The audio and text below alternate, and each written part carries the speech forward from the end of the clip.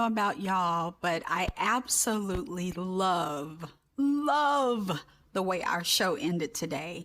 The Dupree family dancing it out at the Uptowns, but not at the bar. Hey, everybody. Welcome back to the recap of Season 2, Episode 135 for Beyond the Gates. I'm your host, Sis, and of course, we gather to talk about any and everything on the show.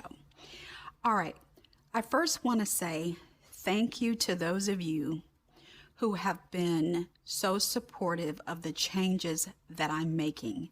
I'm done making changes, but I know that it is challenging, and I appreciate it. Anytime there are changes in anything, especially if it's changes that it takes us a little bit to get used to, like my favorite Ralph's, when I went down there the other day, and I hadn't been down there in a while because we have been doing grocery delivery, and I walked in and they had changed the whole doggone store, and it took me way longer to find what I came in there for than need be.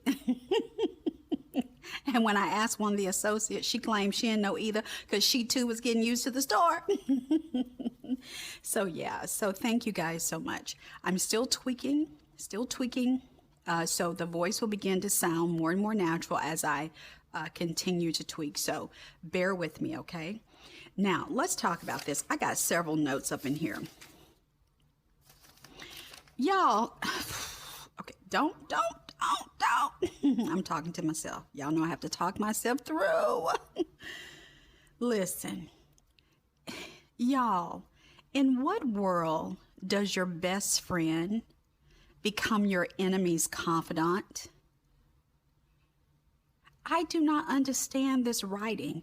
You mean to tell me that Vanessa is Nicole's best friend, has been for over 30 years, and she knows the hurt and pain her best friend went through when Leslie rolled up into town,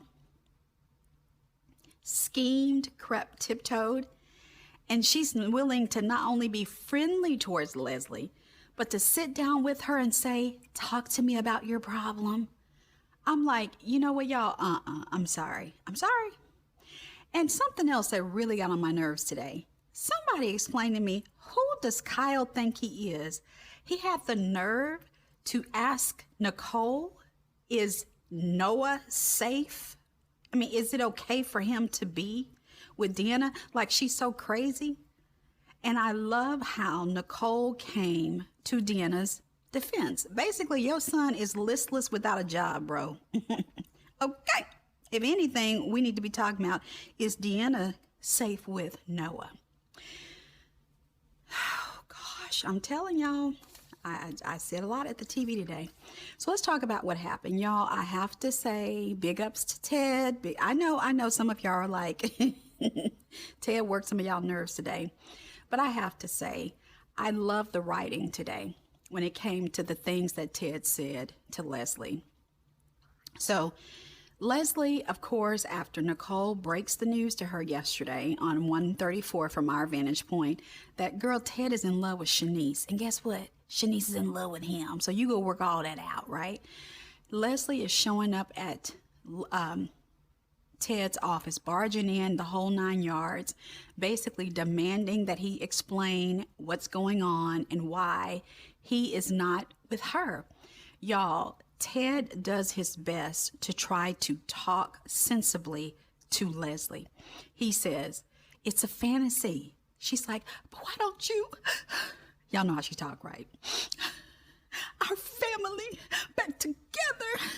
This nurse. And so he like, Leslie, you know what? Instead of calling you crazy and saying you are out of your mind, I could talk to you till I'm blue in the face, he says to her, but I'm going to try. So he's asked her to come sit on the couch in his office.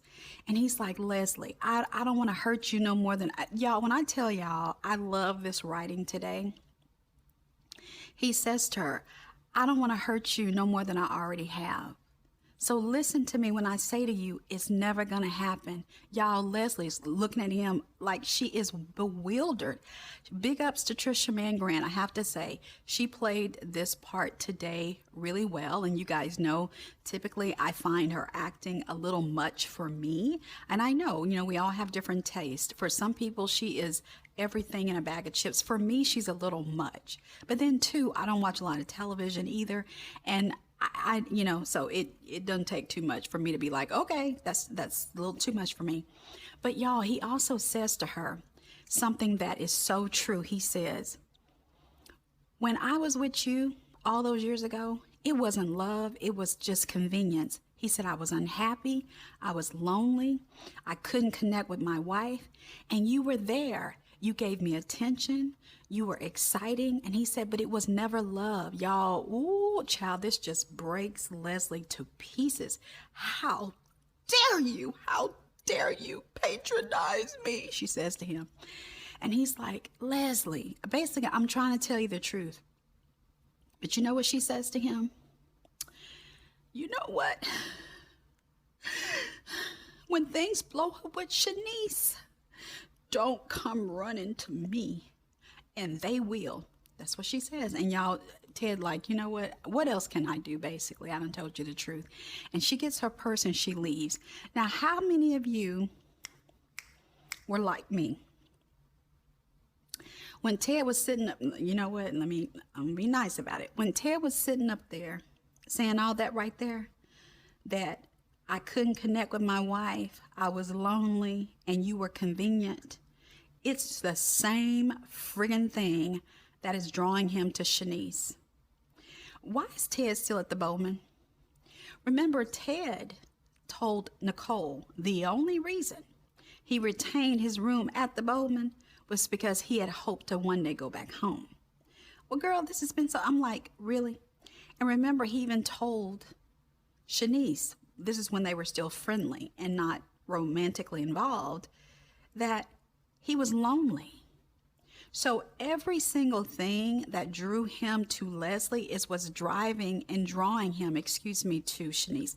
Whether Ted is self-aware enough to know that, I doubt it. He even said something today that I was like, that's right, you sure were. As she's describing how much he loved her, this is before he said to her, basically, you were just a convenience. I never loved you, right? He says to her, why would you want a man like I was? I was a coward. Y'all, Ted ain't never spoke the truth like he spoke it today, okay? Y'all, I felt sorry for Leslie. Any of you guys, Trisha did such a great job acting in that particular scene that I actually had compassion for her. I had compassion for this character. Now let's go into Vanessa, Kyle, Nicole, Andre, and Danny. So they're all at the country club, right?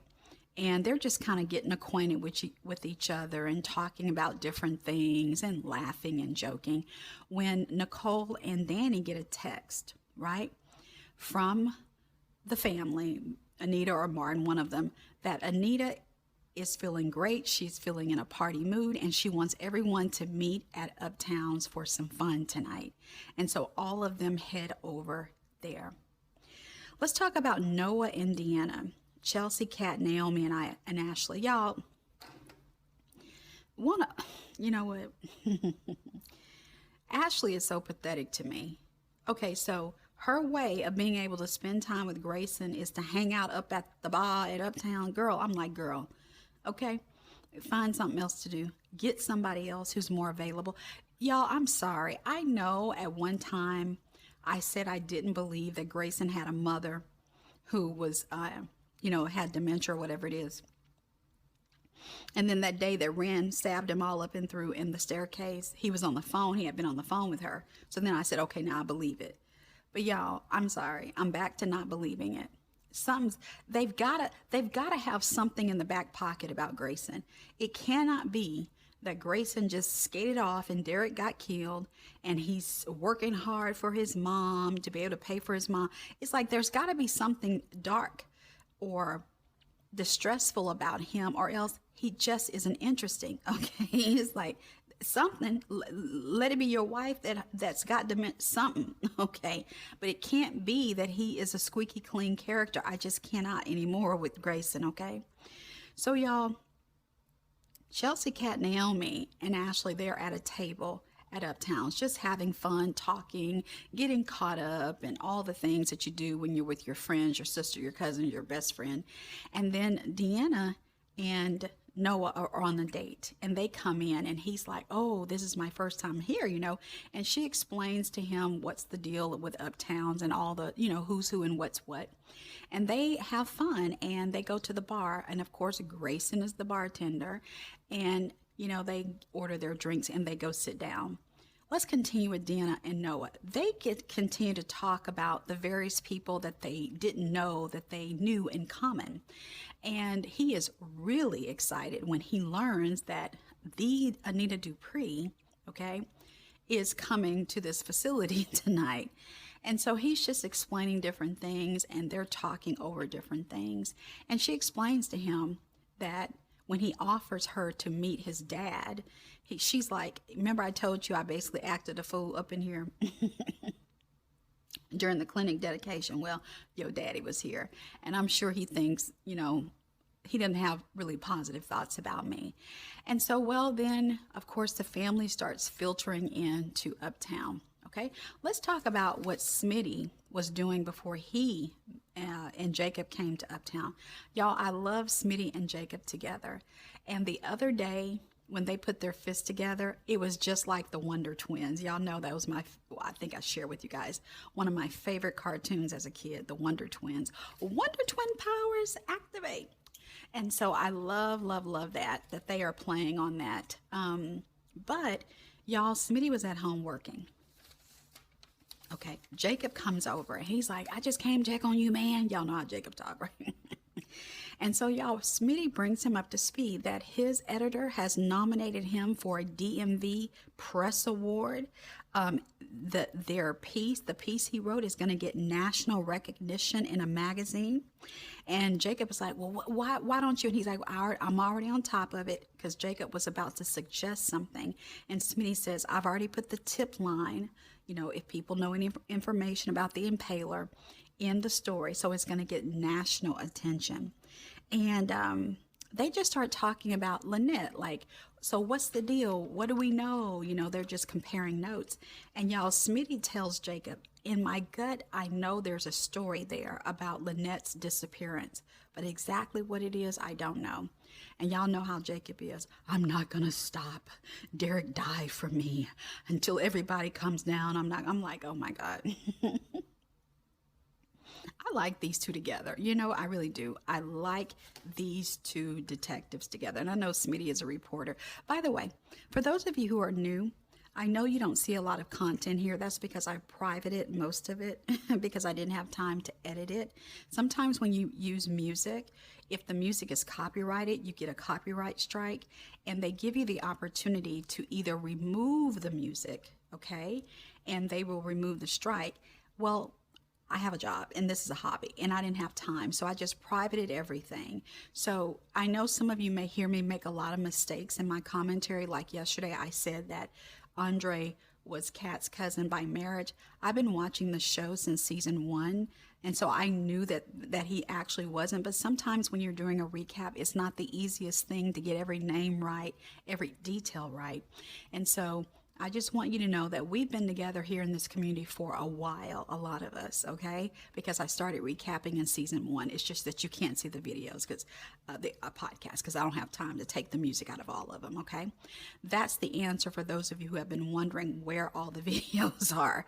They're private, honey, okay? Because your girl don't have hours to sit and take out music, okay? Now, back to the recap.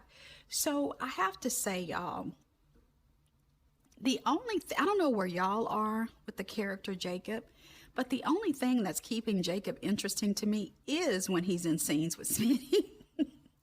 I mean, because other than that, I'm sorry, y'all. For me, Jacob is boring and Naomi is boring.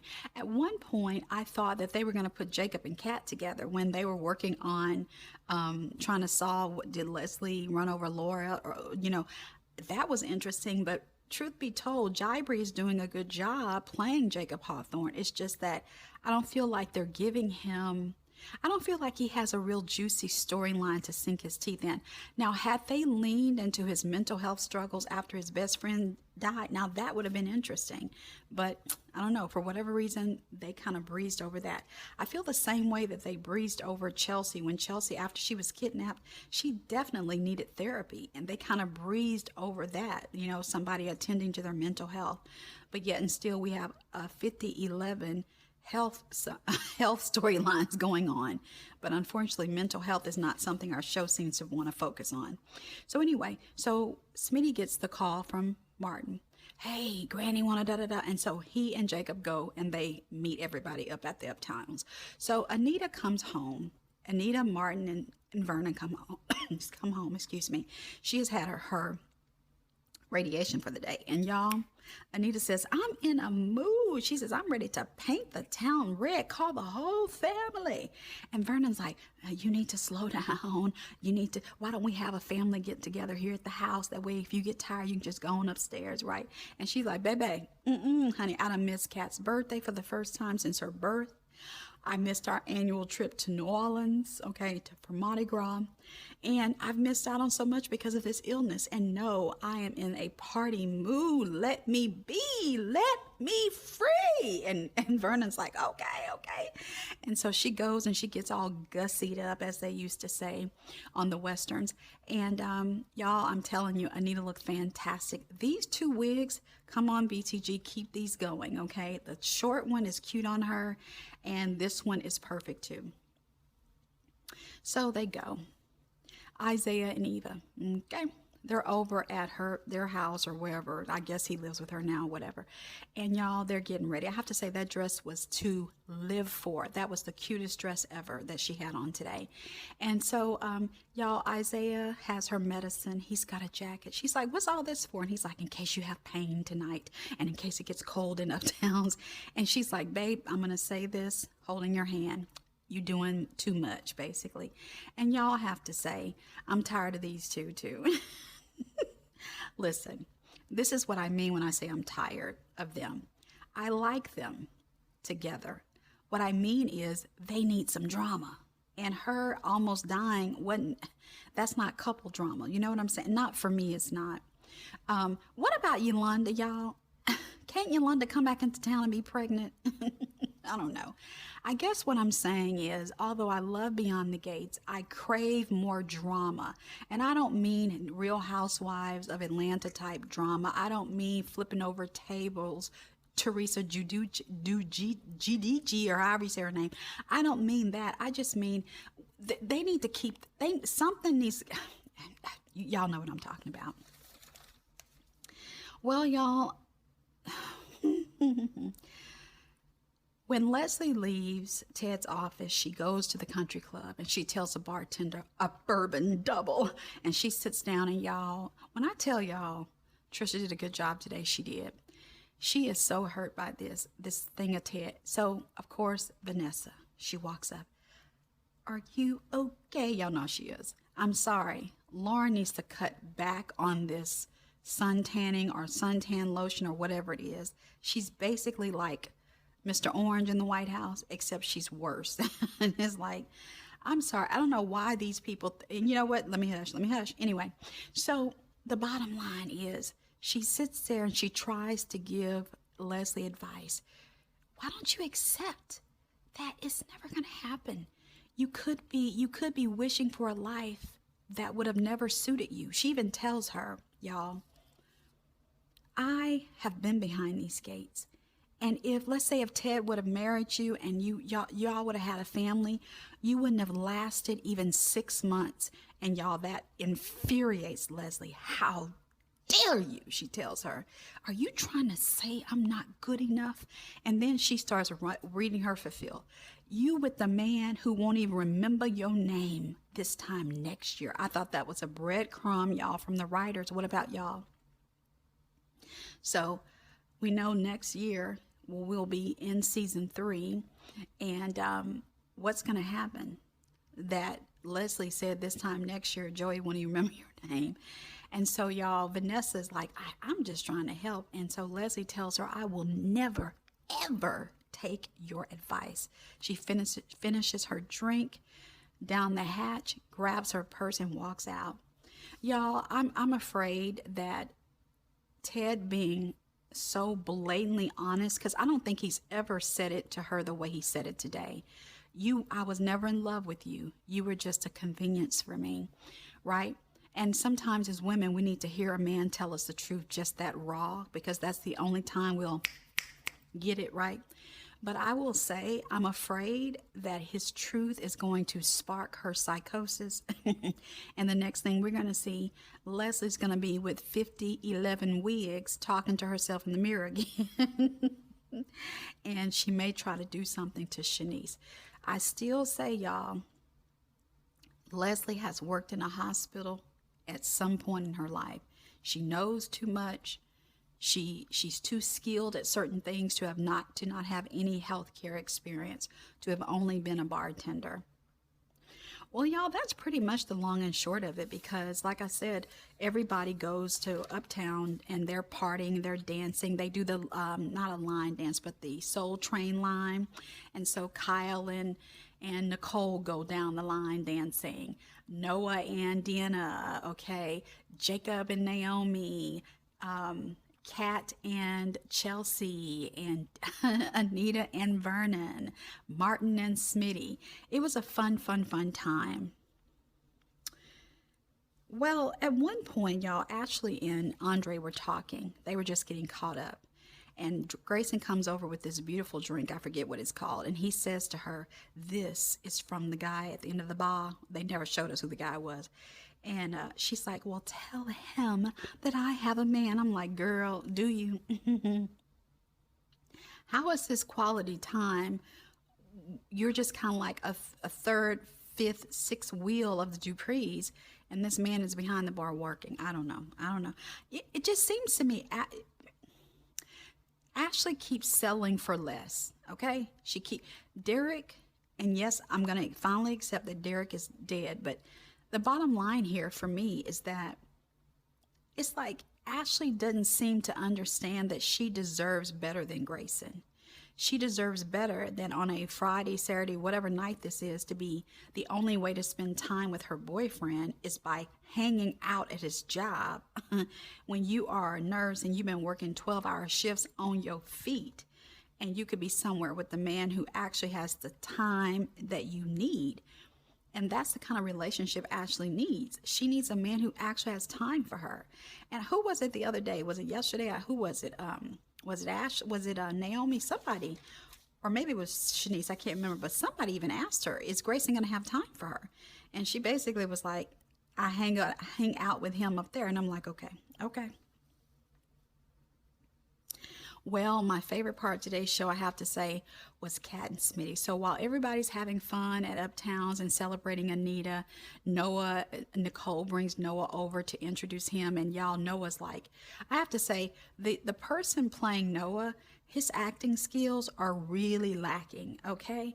For instance, when Naomi brought him over, when Nicole brought him over to meet Miss Anita, he was supposed to be excited. He was supposed to show enthusiasm and effusiveness. And I'm sorry, his little acting fell flat for me. I'm like, okay, he ain't excited enough. He just saying the words. Okay, who is this man? And I know, if I really wanted to know, y'all know I would look it up. I don't care enough to look it up, okay? But my point is I don't know who he is, nor do I really care. But you know what? I hope his stint on our show is very short-lived, okay? The bottom line for me, BTG writers, is if y'all going to bring in these folk, okay, to our show, they need to be able to act. If they cannot, okay, then, okay. Well, as all that's happening, Kat goes over to the bar and she's talking with Smitty. And Smitty's like, where's Tomas? And she's like, he is in a more tropical place. He's in Puerto Rico, blah, blah, blah, blah. And he's like, oh, well, let me just send him a text. And she's like, about what? Lynette? And he's like, why? He's like, why would you say that? And she's like, well, because, I mean, Don't y'all think that Lynette is probably dead? And y'all, that shocks Smitty. Well, Kat commences to bring Smitty up to speed with information that actually surprises him. You see, if you saw the show today, you saw how shocked and surprised Smitty was acting. Excuse me. Mike Manning, who plays our Smitty, was acting when she was telling him Bill, giving him information about Lynette that he didn't know, like the mugging was, basically she never was mugged. That's the way this young man who played Noah, or whoever he is, that's the way he should have been acting surprised. See, I'm just contrasting, comparing and contrasting what a real good actor like Mike Manning, how he, when you're supposed to be surprised, how you're supposed to be, versus the guy who was supposed to be meeting one of his idols today, and he was basically as flat and dry as paint. But Kat and Smitty come to the conclusion, y'all, that Lynette and, I can't remember his name, but June's friend who didn't commit the crime, that they're off somewhere together. And that even though Leah said she had no idea and she was not, out for revenge against Lynette, they surmise that maybe because Lynette scammed so many people that she's doing something else. She's running another scam somewhere else, or she's laying low. But yeah, she brings him up to speed on the fact that the mugging didn't really happen. She just tells him everything that Tomas had found out, which she probably shouldn't have done that, because y'all know when Bill told Tomas to back off of everything, Tomas told Kat to back off of everything. But y'all know Kat has a mind of her own. And that was today's show. I really enjoyed today's show. Hey guys, give me a thumbs up. I appreciate it. Today's show was really good. There are always little things that happen on the show that I don't recap, but what I do my best to do is to make sure that we cover the main things that went on in the show today. But yeah, so guys, listen. Let me tell you something right now. Listen, you guys know I said on the recap yesterday that now that, Leslie knew that Ted is supposedly in love with somebody else, that we would be heavy on Leslie. If her acting is going to be the way it was today, I'm going to be okay with that. If she's going to commence to try to kill Shanice or whatever, if Trisha Mann Grant tones down her acting the way she did today to where it's distilled and it's pure and it's not all the frills and the silly things, I can dig this. I can dig her storyline taking the center for a while, and I won't feel exhausted as a viewer. At least that's my view of it. Okay, guys, I'll talk to y'all tomorrow. Bye, y'all.